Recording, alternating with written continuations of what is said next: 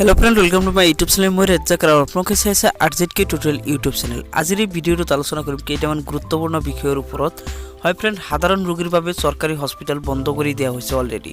আৰু সেই সাধাৰণ ৰোগীসকল প্ৰাইভেট হস্পিটেলত চিকিৎসা কৰিব পাৰিব কিন্তু সেই চিকিৎসাৰ খৰচসমূহ বহন কৰিব ৰাজ্য চৰকাৰে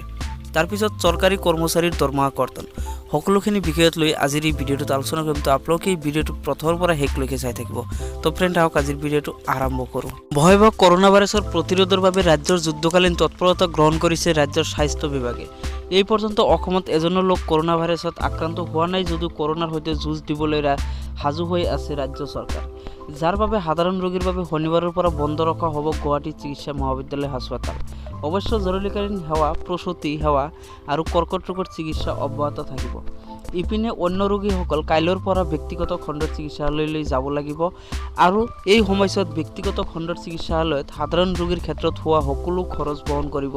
ৰাজ্য চৰকাৰে শুকুৰবাৰে এক সংবাদমেল সম্বোধন কৰি এই কথা সদৰি কৰে ৰাজ্যৰ স্বাস্থ্যমন্ত্ৰী ডক্টৰ হিমন্ত বিশ্ব শৰ্মাই আনহাতে গুৱাহাটী চিকিৎসা মহাবিদ্যালয় হাস্পতালৰ লগতে ডিব্ৰুগড় আৰু শিলচৰ চিকিৎসা মহাবিদ্যালয় হাস্পতালটো এই ব্যৱস্থা প্ৰযোজ্য হ'ব বুলি